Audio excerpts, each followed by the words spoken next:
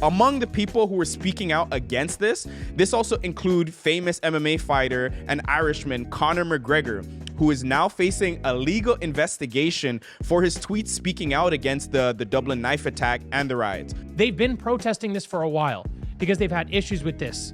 And now the government's not doing anything but calling their people racist and bigots. Not a great response. And that's why Conor McGregor's kind of saying, hey, like, if you don't fix this, you better get out of the way because I'm coming for your job. Voting machine trouble in Pennsylvania County triggers alarm ahead of 2024. And I think it's funny that voting machines always have issues, but you don't really have an issue with your bank machine. Like, there's never any glitches there, you know what I mean? What about $100K in my account? That's what I'm saying, dude. That doesn't happen, right? It's just these voting machines.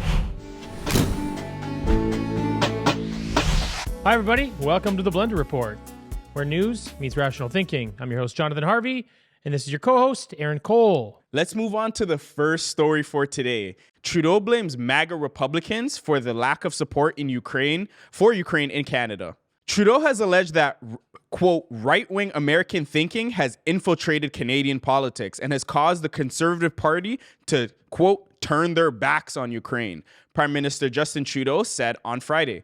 Trudeau called out the Conservative Party after they unanimously voted against an update to the Canada-Ukraine Free Trade Agreement. Trudeau said that, and I quote, I've actually boasted that it's not a political debate in Canada. All parties are aligned in Canada and stand with Ukraine. So it is particularly troubling, even though we see a rise of right-wing rhetoric in the United States with the MAGA conservatives and also across Europe in certain corners of the right-wing politicians and parties, starting to also pull their support for Ukraine. They're all starting to parrot Russian disinformation, misinformation, and propaganda. So Jonathan, does Trudeau have a point? What do you think about this? Well, there's two really big problems with what he's saying. First of all, he's the one turning his back on Ukraine. Bold statement, right? Ooh, that's interesting. What did he just introduce? He didn't introduce this argument is about an adjustment to a free trade agreement. What did he put in the free trade agreement? A carbon tax. He's implementing a carbon pricing and carbon tax rule in their free trade agreement. So you've got the Prime Minister, who's fledgling at best, who implements a carbon tax in our country, which nobody supports, everyone argues against, and does not do anything to save the environment. He then goes, when a country is under duress and needs help, and adjusts their free trade agreement, and what he says is, you're going to take my failed policy, and you're going to implement it in your country as well. So basically, he says, we're going to hold you hostage to this free trade agreement adjustment, otherwise we stop doing business. And then he wants everyone in Canada, or the Conservative government in this case, to support it. It's preposterous. That's what Pierre Poilievre is actually pushing back against. That's why there was unanimous support against it.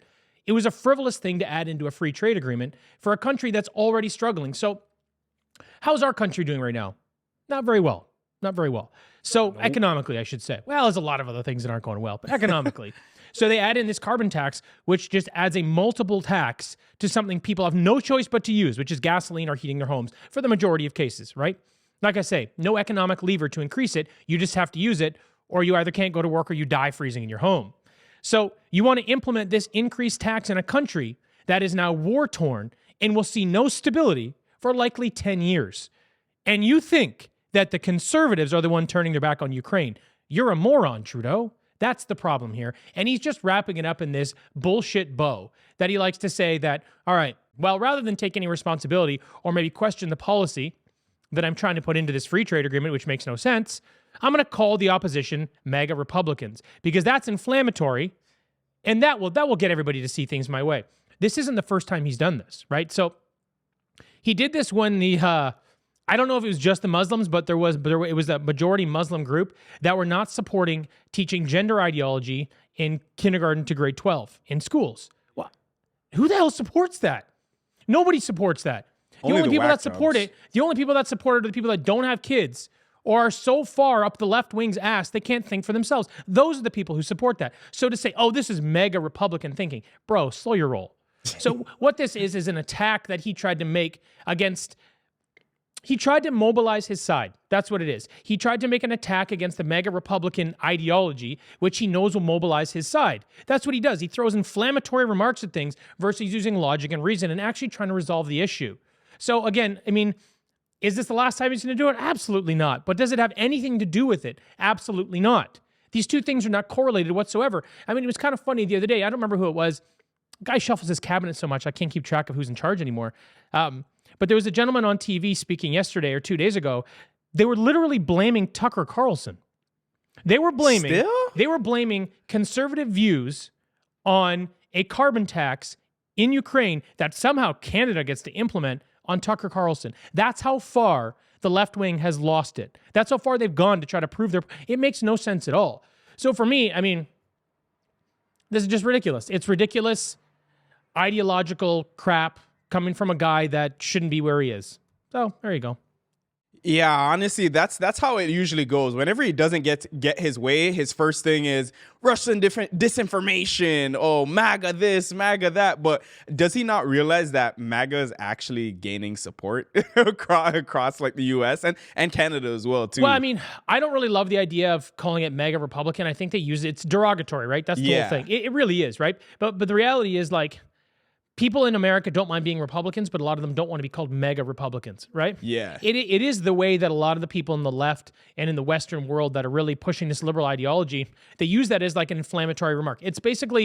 It's synonymous with basically calling them a Nazi. That's what it is, right? Yeah, at a certain point, at a certain level. There's no merit to it. There's no merit to it, but they try to parrot it so that they live in the same category. So he only says this stuff to anger people and to piss them off so people don't look under the hood. So Trudeau tried to pull a fast one by implementing this carbon tax to show everybody how great it is that he's saving the environment, and he got called out for it. So what he does is he just throws a hissy fit and calls everybody a Nazi. But in this case, a mega Republican. It's just bullshit. Yeah, it's complete nonsense. And it's just sad to see that, you know, he is taking advantage of them in this regard when throughout the entire process, we could have had a much more mutually beneficial agreement. Like, you know, if he made more trades with like, you know, with pushing like the natural gas sector or, you know, getting our petroleum over to Europe and Ukraine during this time. But instead, he wants to make up for the lost time with another tax. Yeah. I mean, again, for me, what's bizarre is the leader of a country. Because, you know, at the end of the day, I mean, Ukraine's a first world country. Right now, it's probably not really in great shape. But you know what I mean? It's on that level. So why is a leader from another country trying to implement tax rules inside of your borders? What does he even do? He's so far out of his depth even suggesting something like that. I just disagree with the entire thing.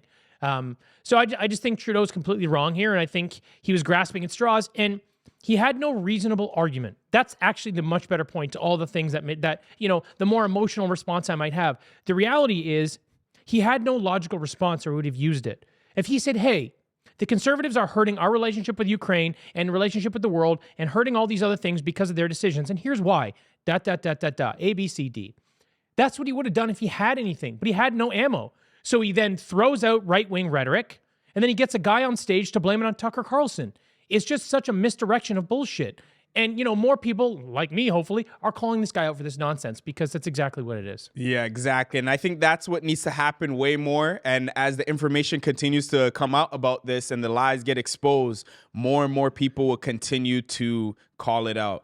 But all right, with that being said, let's head on to the headline number 2. So for the next story for today, we have Dublin Riots, fallout rages on. So this one is a pretty, you know, sticky situation. For those who are unaware, rioters in Dublin, Ireland, torched several city buses and police vehicles and completely destroyed more than a dozen storefronts in the city.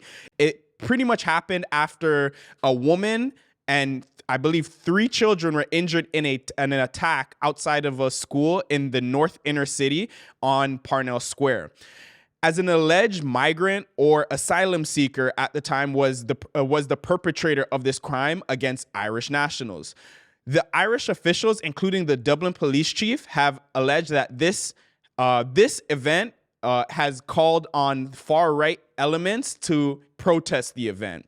And in response to the extreme backlash over the last couple of days, people have accused the Irish Prime Minister of, quote-unquote, citing the actions of a few to erode the rights of all after he vowed to pass a very controversial bill. And in this controversial bill, also known as like a hate speech bill, he pushed for new laws following the riot. And it was pretty much triggered by this attack, as I mentioned earlier, and it vowed to expedite laws to give police powers to use facial recognition technologies to identify suspects and update the incitement to hatred legislation.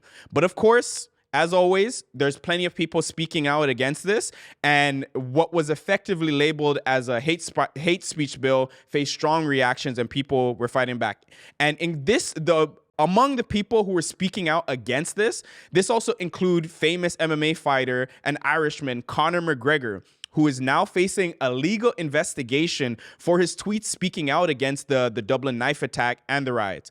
So there's a lot going on here, Jonathan, and I just want to get your take on this. What do you think about the whole Dublin riot situation and everything that's going on? Yeah, I mean, it's actually a pretty complex issue, just because there's a lot of moving parts. So what you've got is in Ireland, they've had such a massive increase in asylum seekers and refugees. I believe that they're up almost 200% over the last year. And you're seeing this in a lot of the Western world. One of the it seems to be the Western ideology right now is just sort of this open border policy. But it's sort of eroding culture of certain countries, especially countries that have a more distinct culture. Like Ireland's got a lot more distinct culture than Canada. Canada, we don't really have one, or we're losing it anyway. It seems to be a melting pot of everybody else's stuff. That's kind of what it is. Ireland's a little more specific, right? So when you're seeing these people come in, and they're a country of just about 5 million people. That's about just under the size of the GTA. So when you think about implementing or bringing in all these refugees and asylum seekers in that volume in that country, you notice it a lot more. It really stands out a lot more. So that's one thing that is a concern of the people from Ireland. So they've been doing, kind of protests, pushing back against sort of all the refugees and asylum seekers coming into the country. That's part of it. So the next thing is what happened here was, in this instance, there was a knife attack. I believe it was by an Algerian man in his late 40s or early 50s. He stabbed 3 children. And I believe it might have been a teacher's aide, but it was an adult. So I think everyone's going to live. I apologize. I'm not 100% sure. I think everyone's going to live. But regardless, what happened was after that, Ireland then took the streets and started protesting. Now, again, like I said, they've been protesting this for a while because they've had issues with this. And now the government's not doing anything but calling their people racist and bigots. Not a great response. So this got to the point that people started rioting. Now, I'm not for violence or riots. I don't agree with it. I really don't. But I do think it's ridiculous for the government just to say, hey, this is just more right-wing crazies. Like, actually, no, it's not. There's a fundamental problem you have and you're not addressing it. And now look what's happened. So this is a very real issue and the government's giving it no attention. So the people got to the point that they felt like, hey, we need to cause a little more shit so they know that we're here. Yeah. So that's kind of where this is coming from. And I understand their stance. Again, I'm never going to be a guy rioting. It's not going to happen. If I have to go fight something, I'm not going to be doing it rioting.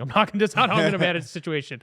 So anyway, what you're seeing now, though, is you're getting a lot of pushback because what happened is I believe it's a prime minister there. He used this. Yeah, it is. He used this opportunity to try to implement harsher legislation so that he could use facial recognition software, basically to erode their rights.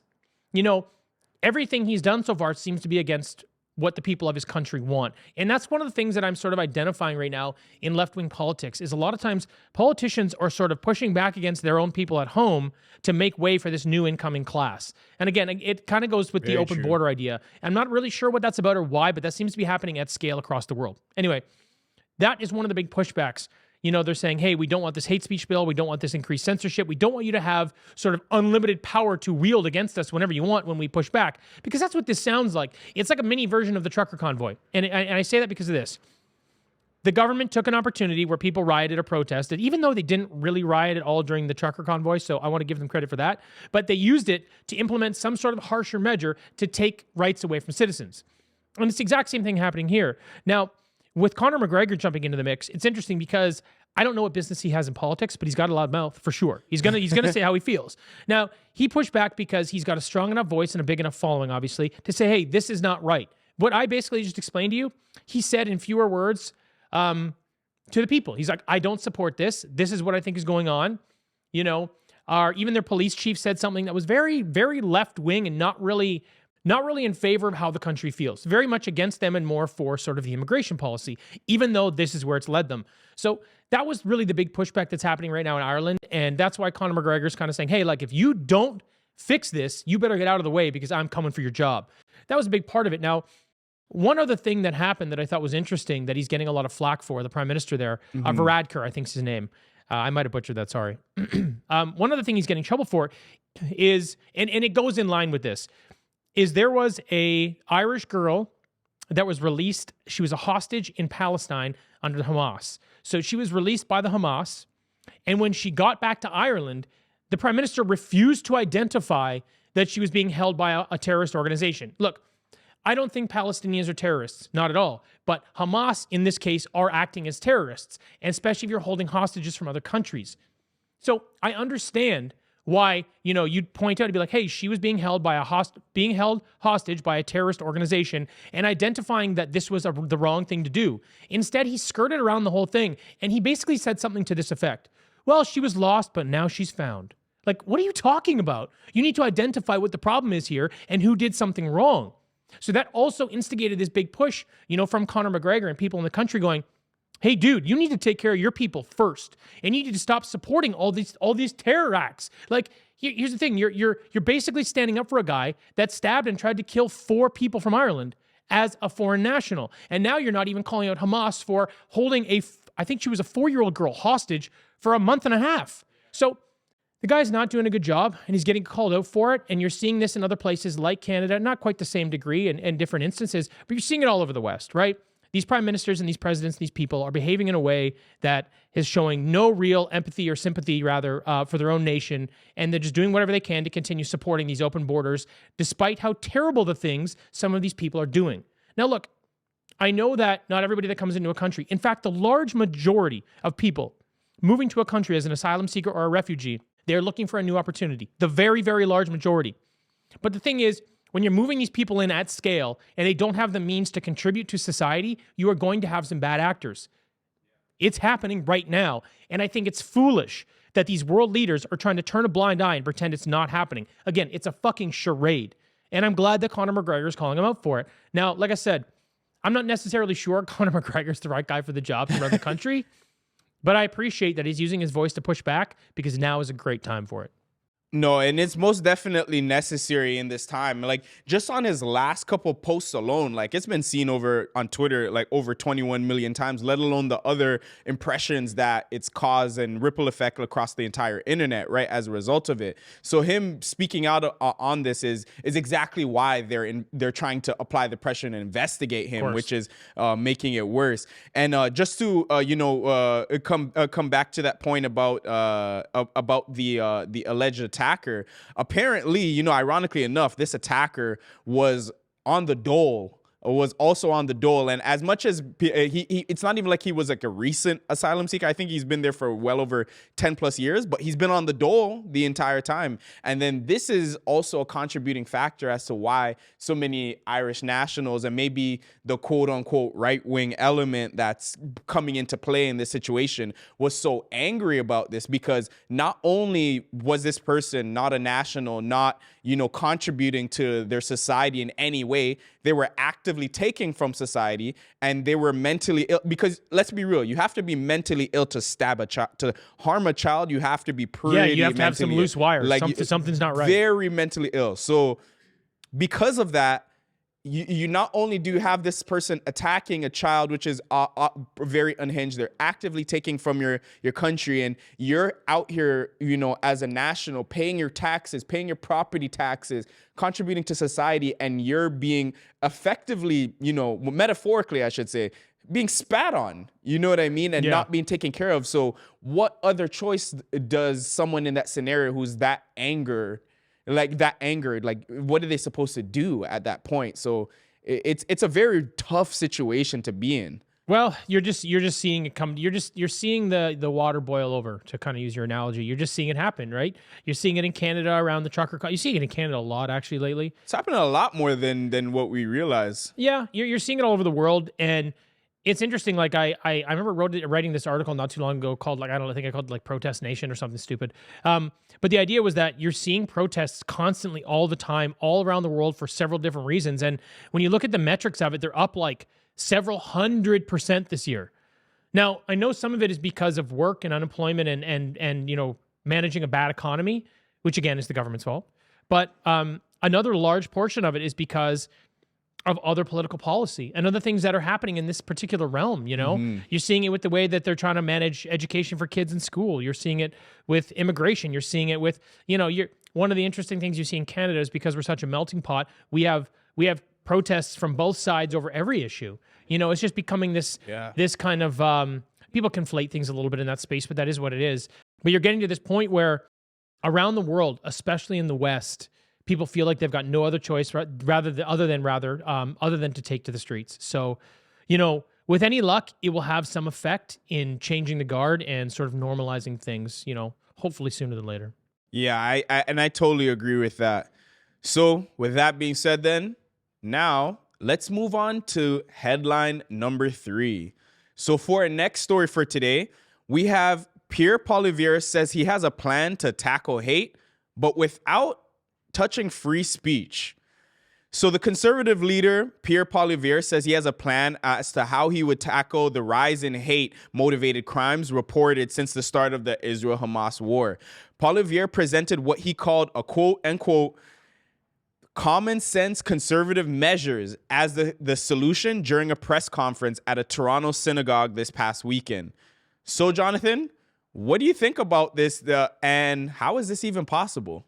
Yeah, I mean, I really like Pierre Poilievre. I think he stands for a lot of the right things. However, he's a politician like the rest of them. And I don't mean that in a negative way. I mean that in the sense that this is basically a soundbite, right? We're going to tackle hate, not speech.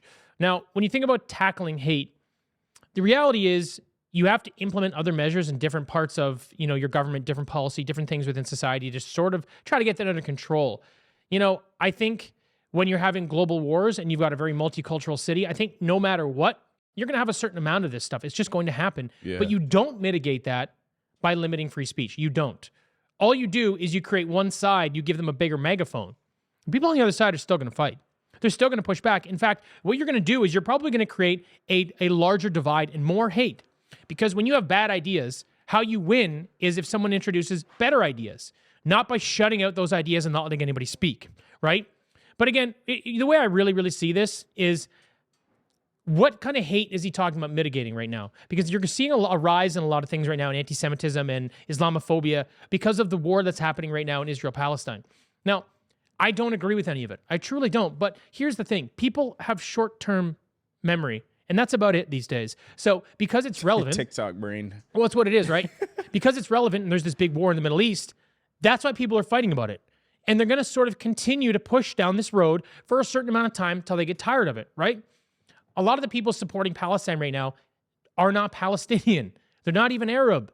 If this goes on for another 6 months, you're going to see the same thing that happened between Russia and Ukraine. How many Ukrainian flags do you see on cars now? Yo, now that I think about it, I haven't seen any. People are flying them like World Cup flags. Exactly. Now they're not there anymore because people have done their thing and showed their support. They did their job to virtue signal and be good, right? So it's the same thing here. You're getting a lot of this pushback because it's relevant and people need a cause to fight. And the government loves when people are misdirected with bullshit anyway. So this hate is elevated right now because of global conflicts. There's really no solid solution that you can implement in a very multicultural city. You just can't. And by saying you need to attack free speech like Trudeau does, that's just because he wants to implement these tools and utilize them at other times to his benefit. Not necessarily for this, but he's using this as the issue. This is the wedge. He goes, well, I need to put this in here now to fix everything. Well, you don't. And Pierre knows that. So again, going back to my original point, it's very much a soundbite, right? He's speaking to the other side. He's speaking to the rational, logical Canadians going, well, you can't limit free speech because that's not a solution.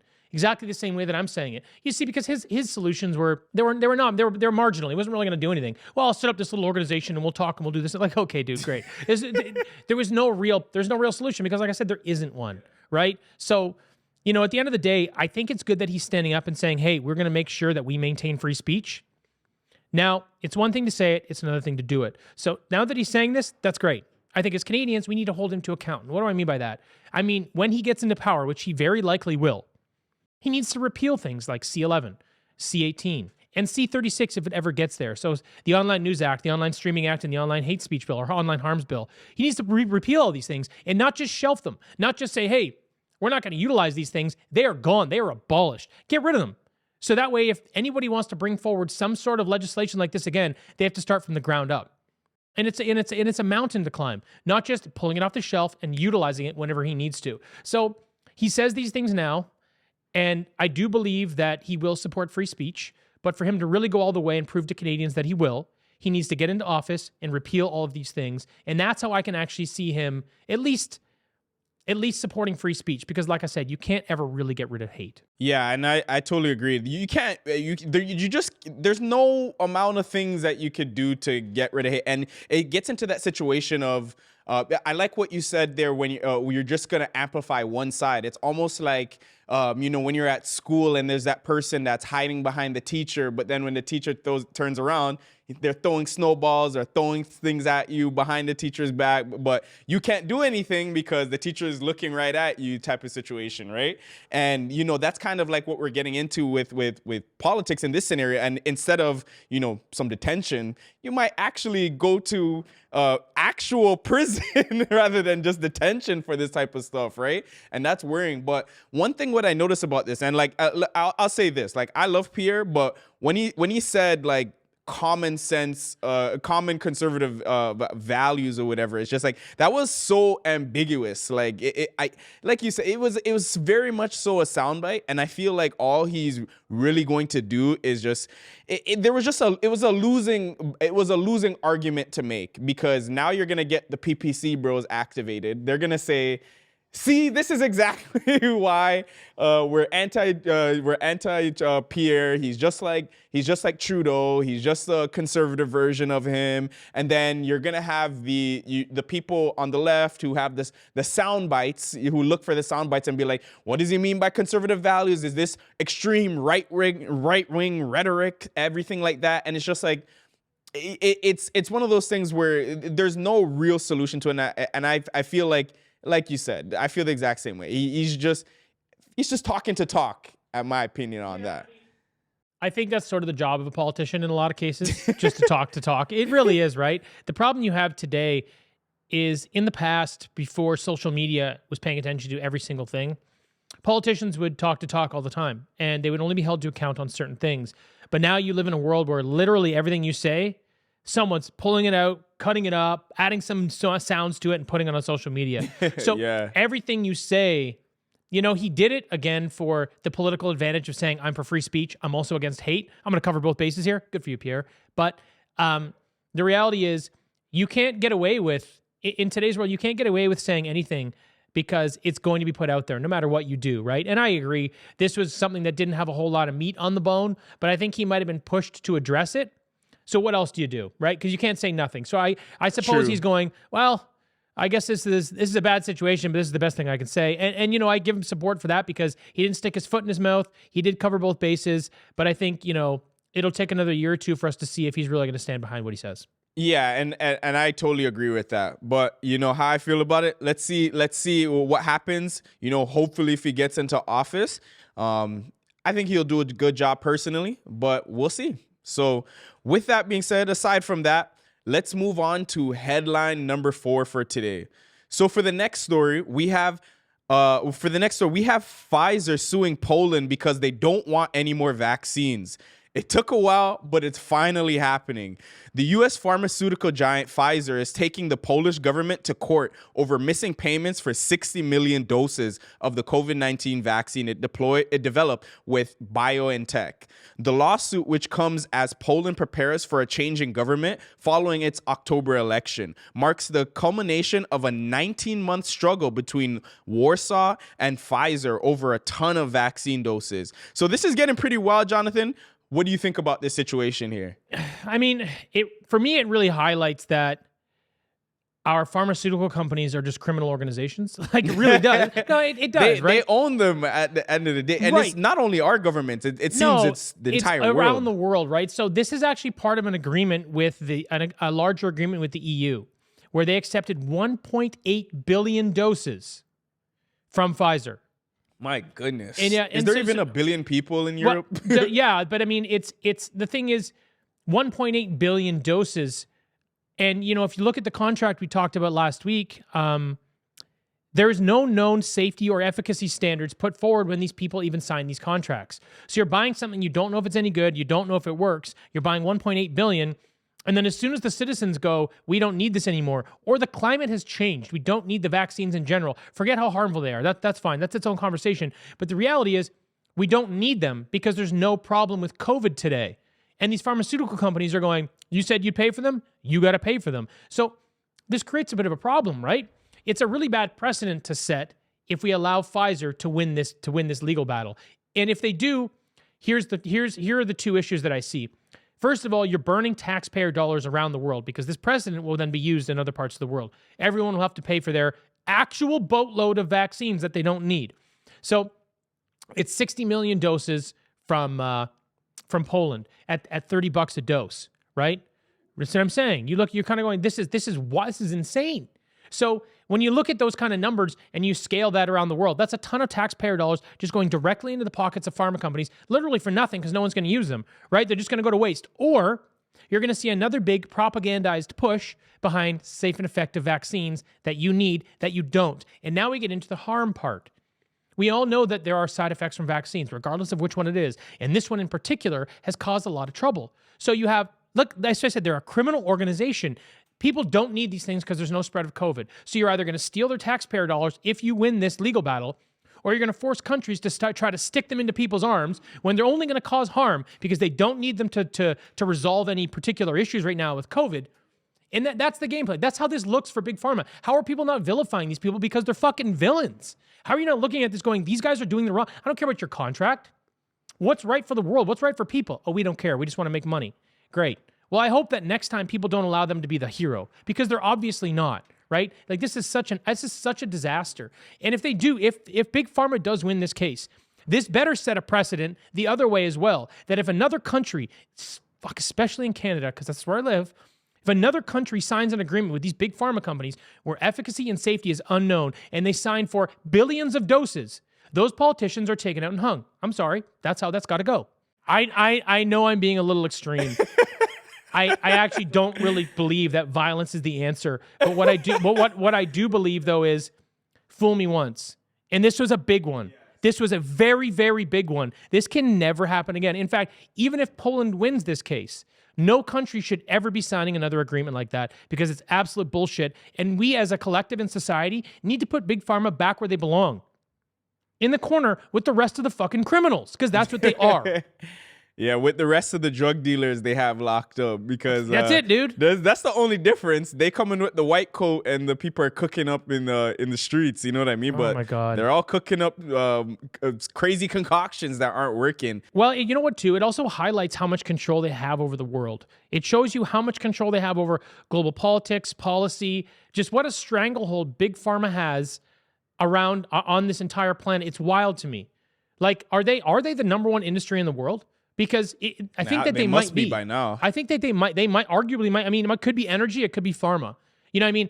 That's a nobody take that and run with that idea because it could alarmingly be another thing like energy.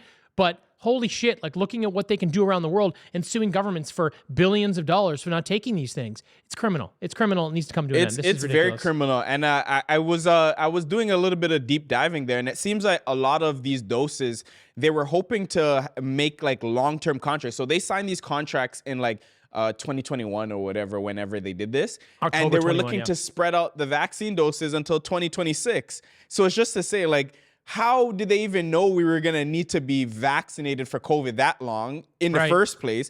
And I thought the whole narrative was you get one shot and you're good. So it's just like, how did we go from one shot to the entire time the contract was a 5-year term and this was what was going on? So it's another situation to prove that, you know, maybe it's good to question the experts at the end of the day. It's a criminal organization and they're paying off our politicians. That's just what it is. That's a fact. They're salesmen. It's unfortunate, but there's no way that we're talking about suing a country for $1.8 billion.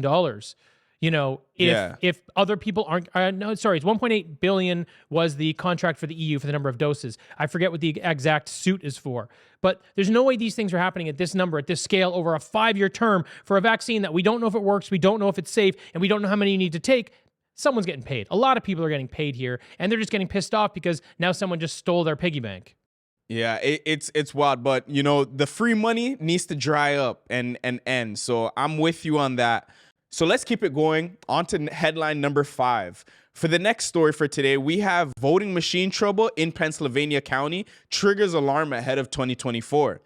It was reported that voters in a swing county of Northampton, Pennsylvania, mostly moved on after their new touchscreen voting machines glitched during a down-ballot judges race in 2019.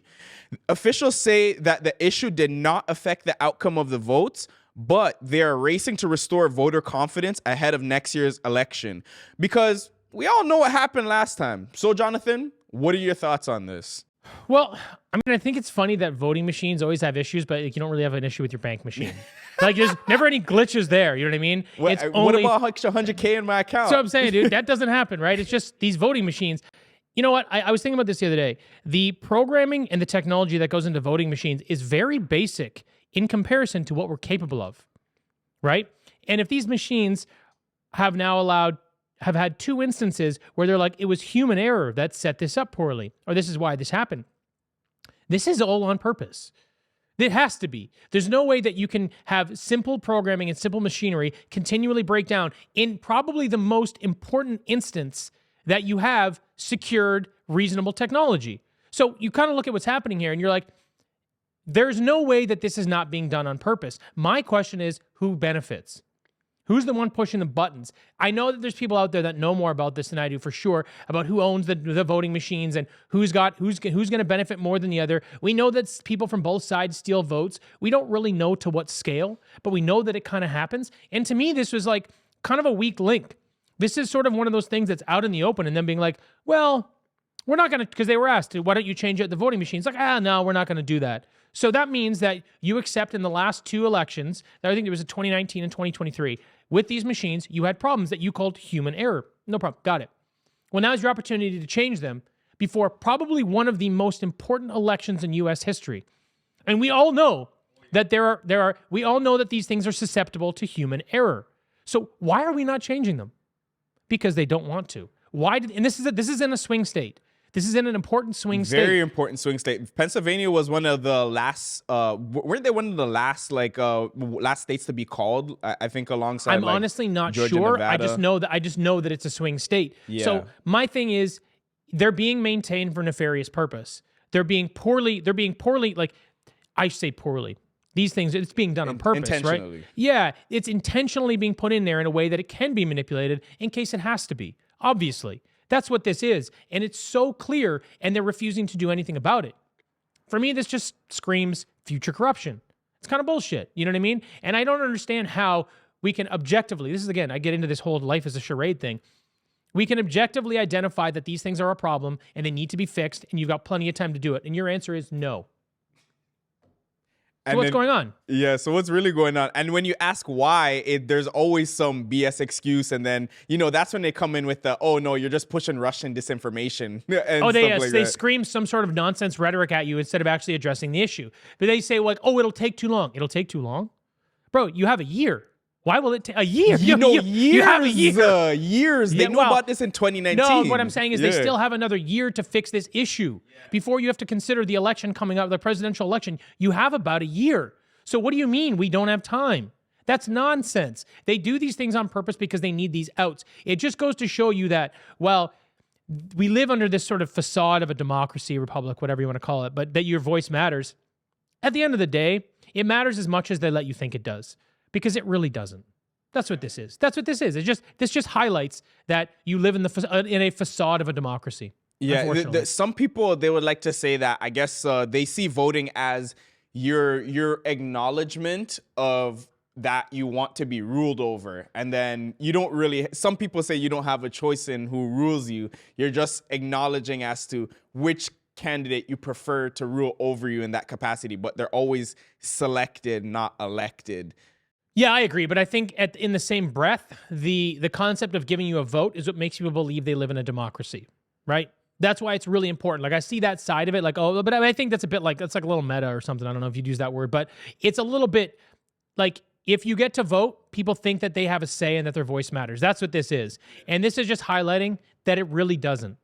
It really doesn't. Now, you and I don't know the depth to which this goes on, and you and I don't really know how much they manipulate these machines to suit their needs. We don't know.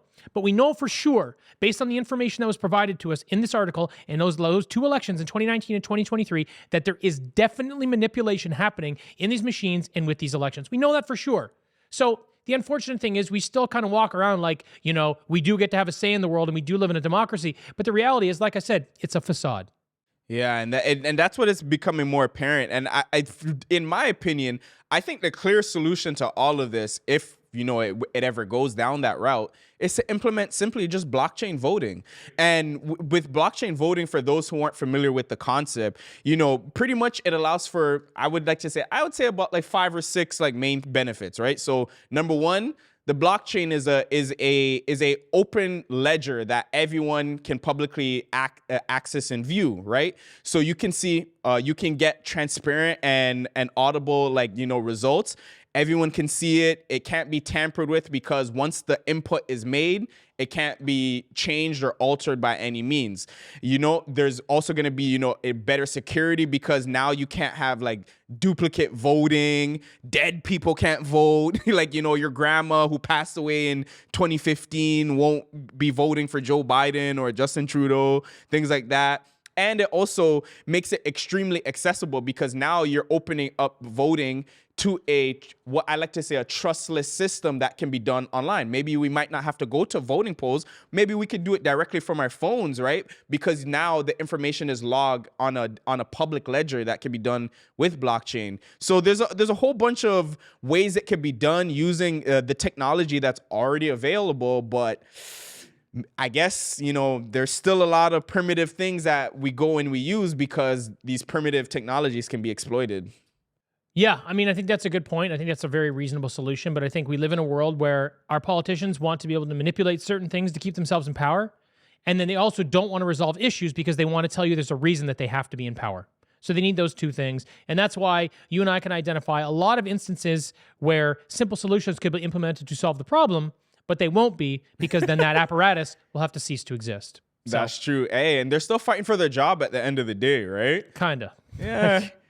Yeah, that's how it goes. But do you have anything else you would like to add for today, Jonathan? Yes, I did not tell people to subscribe on YouTube. Come see us on YouTube. We're dropping videos every week. If you'd like to, it'd be great if you join us on the newsletter at blendrnews.com. And if you're like me and you like to take in your podcasts in the car, you can also find us on Spotify. That's about it. All right. Bye, everybody. See you now.